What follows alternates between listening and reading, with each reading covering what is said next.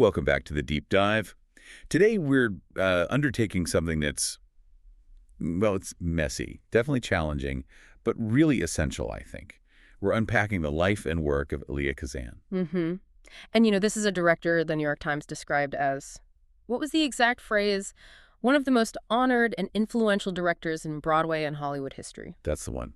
A man whose artistic genius, it really did fundamentally reshape American performance. But you just can't separate that legacy, can you? I mean, it's huge, monumental even, but it's tied directly to this profound political controversy. Exactly. It defined, really, the second half of his life. Yeah, he's such a study in contrast, this visionary director, nurturing the absolute greatest talents, Hoffman, De Niro, Pacino, later influenced by his whole approach. Right. And then there's the other side, the political informer. Mm-hmm. His 1952 testimony.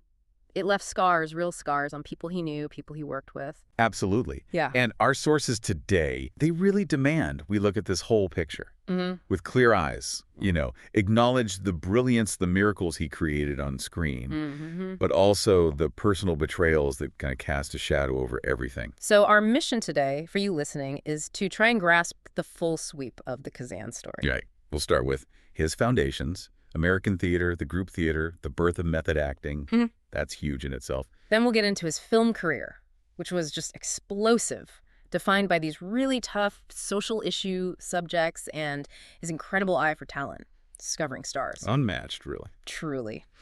But then we have to talk about the political shadow, the HUAC testimony. It's unavoidable. Can't ignore it. And finally, we'll look at the dynasty he left behind. A whole family, multi-generational, of writers, actors, still working today, still shaping stories. It's fascinating. So the big question, the one hanging over all of this, it's maybe the central challenge when we look at art, isn't it? Yeah. How do you reconcile this transformative artistic legacy?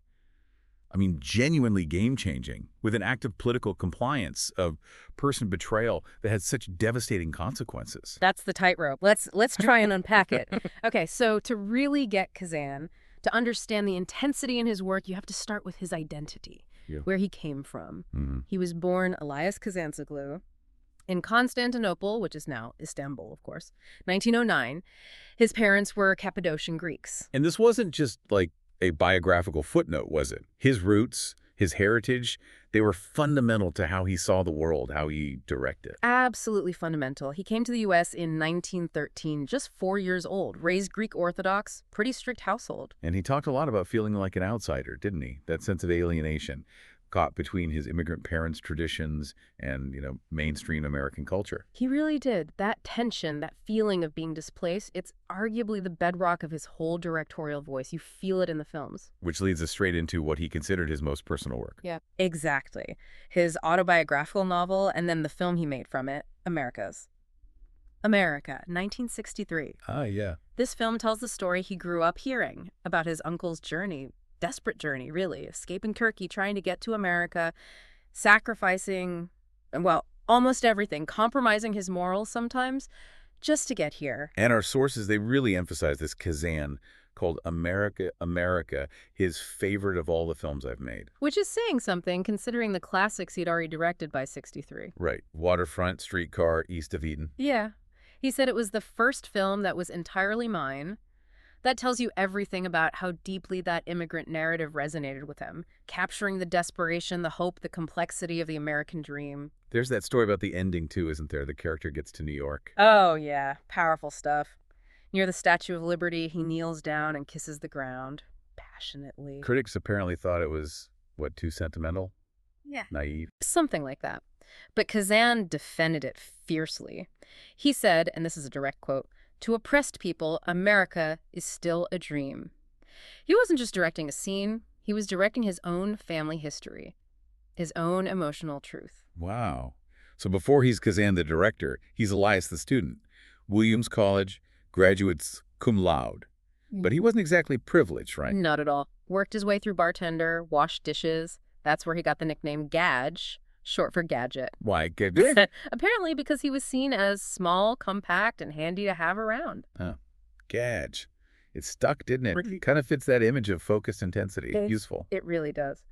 Then came Yale School of Drama, And after that, the place that truly forged him, the group theater, he joined in 1932. And the story goes they initially told him he wasn't cut out for acting. Yeah, something like he might have talent for something, but it's certainly not acting, imagine. But the group became, in his own words, his first strong sense of self in America.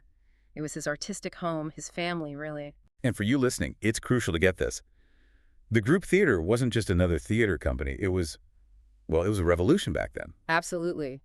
Founded by Lee Strasberg, Harold Clurman, Cheryl Crawford during the Depression. Their whole mission was social commentary, intense psychological realism on stage. Kazan thrived there. He became known as the Proletarian Thunderbolt after his performance in Waiting for Lefty. 1935, yeah. Playing a strike-leading taxi driver, that intensity, that raw energy, it came straight from what would become the method. And Strasberg and Clurman were key figures for him there. Father figures, he called them. Definitely. Especially Strasberg. Kazan describes Strasberg's influence as almost mystical. Said he had the aura of a prophet, a magician, a witch doctor, a psychoanalyst, and a feared father. Wow, that's intense. It sounds less like an acting class and more like group therapy or something. It kind of was, in a way, a deep psychological workshop. So let's pause on the method itself. We hear the term all the time. What exactly was it? And what was Kazan's role in bringing it forward? How did it break from older acting styles? Okay, so the method, drawing heavily from Stanislavski's system from Russia. Fundamentally, it was about stopping pretending to feel things on stage and starting to actually feel them. Moving beyond just gestures and reciting lines beautifully. Exactly. Moving away from that external rhetorical style towards internal psychological truth. It required actors to dig deep, use their own memories, sensory experiences, even their traumas, to connect with the character's reality. That's deeply personal. Which makes Kazan's later comment, every film is autobiographical, hit even harder, doesn't it? It really does. He demanded that same vulnerability from his actors that he poured into his own most personal work, like America. And Kazan's genius initially was taking that intensity from the sort of radical fringe of the group theater. Which produced amazing talents like Lee J. Cobb, John Garfield. Right, and bringing it into the mainstream American theater. His directing successes were huge.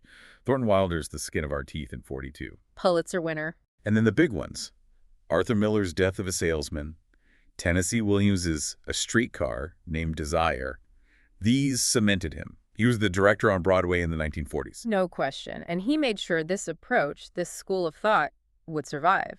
He co-founded the Actors Studio in 1947. With Robert Lewis and Cheryl Crawford. Right. Now, Kazan was key in starting it, but it was really Lee Strasberg who took over later and kind of codified the method, made it the dominant force, the sort of psychological and behavioral faith, as one source puts it, that would transform post-war Hollywood acting. Which perfectly sets the stage for Kazan's next act. Yeah. Moving into cinema. Yeah. Taking these techniques, this intensity, onto the big screen. So Kazan moves to film, and that philosophy, that intense personal realism, it just gets amplified. He felt the camera was actually a better tool for digging into that psychological truth he was after. Right. His core principle was choosing subjects rooted in personal or social issues. He said flat out, "I don't move unless I have some empathy with the basic theme." That insistence on empathy, on realism, it led him away from the typical Hollywood look, didn't it? The polished, studio-bound aesthetic. Completely. He was actively seeking cinematic realism. So how did he achieve that practically? Good question. Well, he literally took the camera out of the studio, out onto the streets. He was a real pioneer of location shooting. He wanted accuracy, grit, intensity, something that felt almost like a documentary. Like Panic in the Streets. Perfect example, 1950. Shot entirely on location in New Orleans. He used a style almost cinema verite that just wasn't common in big features then. Real people, real places, sometimes handheld cameras. It gave the drama this raw, immediate feeling, unavoidable. It sounds like the visual equivalent of the method acting he championed. Yeah. The actor digs for internal truth, the camera digs for external truth. That's a great way to put it, precisely. And this whole quest for authenticity profoundly shaped how he cast his films. He wasn't big on the established star system, was he? Notoriously skeptical. He said casting was 90% of success, and he strongly preferred unknowns. Why unknowns? What was his reasoning? It was pretty blunt, actually. He claimed big stars are barely trained or not very well trained. They also have bad habits. They're not pliable anymore. Pliable? That word really stands out. It suggests he needed actors who were, well, Moldable, maybe without the defenses or habits of established stars. Yeah, actors he could shape, maybe even manipulate, frankly. Our sources talk about his very intimate psychological approach, taking actors to dinner, meeting their families, finding the human material, as he put it, that he needed to work with or maybe exploit. Which brings us right to the star-making legacy. It's incredible. Let's start with the obvious one, Marlon Brando. Kazan had already directed him on stage in Streetcar, but the 1951 film version, that cemented Brando and the method on screen forever. And Brando himself, what did he say about Kazan? He called him Gadge. Right? Yeah, he did. And he was incredibly complimentary, called Kazan the best actor's director by far, the only one who ever really stimulated me. High praise. But there's a catch, isn't there? Brando also called him an arch manipulator of actors' feelings. There's the dichotomy again. What did that manipulation actually look like on set? How did Kazan operate? It was very conscious, a psychological technique. He knew method acting often involved accessing real emotional pain, real vulnerabilities, and he wasn't afraid to find those triggers. So for Brando, for example, He'd identify Brando's personal tensions, maybe his issues with authority, things from his past, and then he'd subtly, or sometimes not so subtly, bring those tensions into the rehearsal room, or even right before a take. wow. So he wasn't just directing the scene, he was kind of directing the actor's real life into the scene. You could say that. He was almost psychoanalyzing them and then strategically provoking a reaction he needed for the camera. That's ruthless. Yeah. That willingness to cross personal lines for the art, that's where the genius and maybe the problematic side really meet. It certainly illuminates that central conflict we talked about. I mean, look at James Dean in East of Eden, 1955. Kazan saw that film as deeply autobiographical, didn't he? About his own father. Yeah, my father and me, he said. He cast Dean, this volatile unknown, precisely because he saw the alienation the character needed. He saw it in Dean. And Kazan's description of Dean is just raw, calling him an extreme grotesque of a boy, a twisted boy, because of a denial of love. It sounds less like director-actor, more like therapist-patient, almost. It really does. And the intensity was apparently off the charts. Kazan had to practically babysit Dean. They had trailers side by side. Kazan was constantly afraid Dean would just bolt. Really? Yeah. He had to manage Dean's real-life feelings of being an outcast, his insecurities, to fuel that performance of Cal Trask. It was exhausting, immersive, but it resulted in an Oscar nomination for Dean's very first major film role. Incredible. And it wasn't just the intense young man he discovered or shaped, right? Eva Marie Saint. Great example. Won Best Supporting Actress for On the Waterfront, her screen debut. How did he find her? The story is fantastic. He had her do a surprise improvisation with Brando, threw them together, and watching them, Kazan instantly saw this chemistry, this tension. He knew she had the vulnerability, but also the underlying strength. Cast her right there. Pure instinct. Amazing. No resume needed. Just that raw connection. Then you've got Warren Beatty and Natalie Wood in Splendor in the Grass, 1961. He introduced Beatty to the screen in that one. Yep. Saw this certain confidence in Beatty, this chutzpah, he called it. Beatty later said Kazan gave him his most important break. He always credited Kazan. And Natalie Wood. She was considered kind of washed up at that point, wasn't she? Despite being so young. Industry perception, yeah. A few bad film choices, but Kazan looked past that. He cast her and, according to critics, got the greatest emotional heights of her entire career out of her in that film. The results just speak for themselves. His actors. Yeah. What was the total? 24 Oscar nominations. 24 nominations, 9 wins. That statistic alone tells you everything about his power as an actor's-director. The best of his era, arguably. And let's not forget, he was an actor's-director for the writers, too. Tennessee Williams, Arthur Miller, Bud Schulberg. He was instrumental in their careers on stage and screen. Absolutely. His relationship with Tennessee Williams was particularly deep. Williams called Kazan his most loyal and understanding friend. There's that letter Williams wrote him. Yeah, 1959, Williams wrote, "Someday you will know how much I value the great things you did with my work, how you lifted it above its measure by your great gift." Wow. High praise indeed. Kazan was the bridge, wasn't he? Translating that complex literary drama into something visceral, something human, on screen and stage. He really was. But that ability to access deep truth, it came with complications. Which leads us to the next unavoidable part of the story.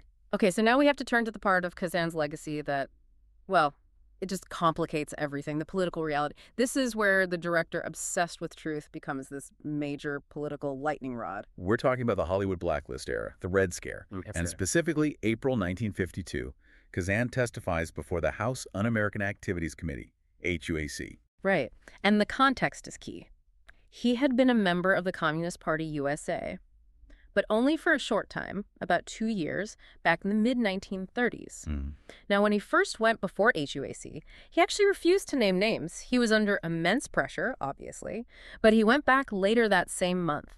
And this time he cooperated. Fully. As a friendly witness, he named 8 people he knew from his group theater days who had also been party members, including some big names like the playwright Clifford Odets and actors Morris Karnofsky and Art Smith. An act that was instantly divisive, and Kazan spent the rest of his life defending it, didn't he? He did. He framed it as choosing the more tolerable of 2 alternatives, admitting both were painful and wrong. But what really set his case apart, what made it such a political flashpoint, was what he did next. In his paper ad? Exactly. He took out a full-page ad in the New York Times. It was defiant. He urged other people to cooperate with HUAC. He laid out his own anti-communist stance, and then came that infamous line. I would rather hurt them a little than hurt myself a lot. Yeah. That line, it shifted his action from just self-preservation, which many others did quietly, to this very public, almost aggressive advocacy for naming names. And our sources trace the roots of this intense anti-communism back to his time in the group theater, right? Yeah. Something happened there in the 30s. That seems to be a key part of his justification, yes.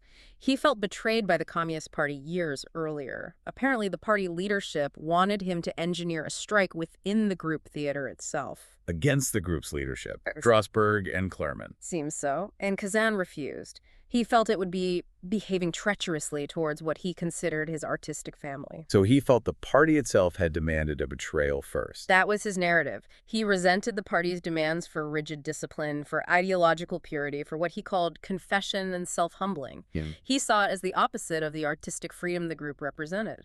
So decades later, when HUAC came knocking, that old bitterness, that sense of having been manipulated by the party himself, seems to have fueled his decision and his defiance. But regardless of his personal motivations, the consequences for the people he named were devastating. Immediate and severe. Their names went on the blacklist. Their careers were, as one source puts it, damaged if not shattered. Art Smith, a really respected actor, couldn't get significant work for years. The human cost was enormous, and it fractured relationships permanently.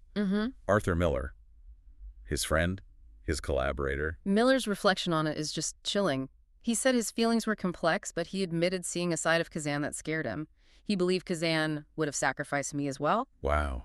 That just underscores the depth of the betrayal people felt, the breakdown of trust. It does. And you know, Orson Welles had that famous quote that sort of sums up the whole dilemma, doesn't it? What was that? He called Kazan a traitor, but then immediately added, he is a very good director. Genius versus moral compromise, right there. You can't deny the talent, but the label traitor just sticks. And that tension never went away. It exploded again almost 50 years later, in 1999, when the Academy decided to give Kazan an honorary Oscar. That was hugely controversial. I remember seeing it. Protests outside the ceremony. Oh, yeah, about 250 demonstrators picketing. And inside, the atmosphere was electric when Kazan came on stage. You could see it on TV. The audience was completely split. Some people sitting stone-faced, arms crossed. Ed Harris, Nick Nolte, Ian McKellen, just refusing to clap. A silent protest against his HUAC testimony, right there in the middle of the Oscars. But then others stood up. Meryl Streep, Carl Malden, who was in Waterfront, and Streetcar Warren Beatty, they gave him a standing ovation. Why did they say they stood? What was the justification? Well, George Stevens Jr., another director who applauded, he sort of articulated that side, saying they stood out of regard for the creativity, the stamina, and the many fierce battles and lonely nights that had gone into the man's 20 motion pictures, recognizing the work. So it was Hollywood publicly grappling with its own history. The honor wasn't just for the films, it was for, as someone put it, the totality of what he represents, controversy included. Exactly. The division was stark, but even that controversy, that deep split, it hasn't stopped Kazan's influence from continuing. Like Martin Scorsese. Perfect example. Scorsese co-directed that documentary, A Letter to Elia, in 2010. It's a really personal tribute. Scorsese credits Kazan as a massive inspiration for his own filmmaking. The style, the realism, the psychology. All of it. That foundation Kazan laid, particularly with the method and his approach to realism, it's still fundamental to American cinema, even if the man himself remains, deeply complicated. So Elia Kazan passes away in 2003, but that artistic force, that intense focus on the personal, the psychological truth, it didn't just disappear, did it? It seems like it flowed right into his family, Yeah. creating this really fascinating multi-generational dynasty. It really did, and you have to start with his first wife, Molly Thacher Kazan. She wasn't just the wife, she was a significant figure herself. A playwright. Yeah, a dramatist, a playwright, graduated Vassar, went to Yale Drama School. That's where she met Elia. She was active professionally, even headed the playwriting division at the Actors Studio for a while until 62. So she was involved in that world, professionally influential on him even. Seems likely, yes. Although their marriage was reportedly very difficult, strained by his constant affairs, including, famously, with Marilyn Monroe. Right. And Molly had a role in the political side too, didn't she? According to some sources. That's the interesting part. Sources describe her as an especially bitter anti-communist, and some even suggest she was the main author, or at least heavily involved in writing, that controversial New York Times ad where Elia defended his testimony. Wow. So the political drama wasn't just his, it was potentially a shared stance within the immediate family. It adds another layer, doesn't it? Now, this intensity, maybe this complexity too, seems to have passed down to their son, Nicholas Kazan. Who became a successful screenwriter, producer, director himself. Absolutely. Kept that family tradition going, focusing on complex characters. He got Oscar and Golden Globe nominations for Best Adapted Screenplay for Reversal of Fortune. The Klaus von Bülow story. That was huge in 1990. Yeah. And he wrote Francis before that, another intense biographical drama. He clearly had that knack for sharp, character-driven stories. You see the lineage from his father that focus on the interior lives. And Nicholas married Robin Swicord, creating a real Hollywood power couple. Definitely. Robin Swicord is a major talent, screenwriter, director, particularly known for literary adaptations. She directed the Jane Austen Book Club. And her screenwriting credits are amazing. Little Women from '94. Memoirs of a Geisha, Matilda. She got an Oscar nomination for the story credit on The Curious Case of Benjamin Button. So talented. And she and Nicholas collaborated on Matilda, right? Adapting Roald Dahl. They did. It really shows how that passion for storytelling, for screenwriting, became a family business in a way. And Robin Swicord is still very active, serves on the board of governors for the Academy. Okay, so that brings us to the third generation, the grandchildren. And this is where it gets really interesting, with the continuation of that artistic spirit. Zoe Kazan, Nicholas, and Robin's daughter. Right, and Zoe embodies that multi-talented spirit, maybe most clearly. She's highly accomplished as both an actress and a writer, moves between stage and screen just like her grandfather did, in a way. She made her Broadway debut back in 2008, got an Emmy nomination for Olive Kitteridge. Fantastic miniseries. But what's really striking is how she also takes control of the narrative, much like Elia did with America. She writes her own material. Absolutely. She wrote and starred in Ruby Sparks. That was a big indie hit in 2012. Love that film. And she co-wrote Wildlife in 2018, which was critically acclaimed. Plus, she's continued acting in major stuff like The Big Sick, The Plot Against America. She clearly has that drive to write, to perform, to shape her own path. It seems like a direct inheritance. And her sister, Maya Kazan. Also an actress, carrying on that performance tradition. She's probably best known for TV roles like Eleanor Gallinger in The Nick. Oh, right. And Mabel Thompson in Boardwalk Empire. Exactly. And she's done acclaimed stage work, too. Critics praised her in The Winter's Tale for her natural radiance, unassuming intelligence, and gentleness. It's pretty remarkable, isn't it? How that intensity, that focus needed for both writing and performing, which was so central to Elia Kazan's genius, seems to have been passed down through 3 generations. It really is. The legacy isn't just about a specific style, maybe, but about that deep dedication to finding emotional truth, whatever the medium. Hashtag, tag, tag, outro. So as we wrap up this deep dive, we're left reflecting on Elia Kazan. I mean, what a force. His relentless drive to put personal experience on screen, his own background, his conflicts, his fears. He gave us these absolute masterpieces. Yeah. On the waterfront, east of Eden, A Streetcar Named Desire. Gentleman's Agreement, too. Right. He truly defines so much of mid-20th century American culture. Artistically, just immense. And that's why he remains so studied, so debated. I mean, think about Dustin Hoffman saying he doubted whether he, De Niro, or Pacino would have even become actors without Kazan's influence. That's huge. The method, that dive into psychological realism, that's his undeniable gift to acting, to filmmaking. But the political shadow, the HUAC testimony, that remains the cost, the complication. And that cost, that whole tangled legacy of loyalty, betrayal, art, politics. it's actually being revisited right now in a uniquely personal way by the next generation. Yeah, this is fascinating. Remember how Elia Kazan felt East of Eden was so deeply autobiographical? That story of fathers and sons, rejection, acceptance. Claimed it was the story of him and his own father. Exactly. Well, guess who's writing and executive producing a brand new 7-episode TV adaptation of East of Eden right now? My granddaughter, Zoe Kazan. Zoe Kazan. She is actively reshaping the very narrative her grandfather called his most personal. That connection is just incredibly powerful, isn't it? The dynasty revisiting its foundational text, in a way. A text loaded with themes of family, loyalty, betrayal, all the baggage of Elia's own life. It really is. So it leaves us with a pretty provocative question, something for you, the listener, to think about. As this Kazan dynasty takes on this crucial story again, what new truths, what different perspectives, maybe what kind of reckoning about the American dream, about ambition, about family secrets, what will this generation choose to reveal? Especially given they've inherited both the artistic gifts and the moral complexities of that Kazan name. What will their East of Eden tell us? That deep dive, as you say, is definitely still in progress. Indeed it is. We'll leave you chewing on that. Thanks for joining us for this deep dive.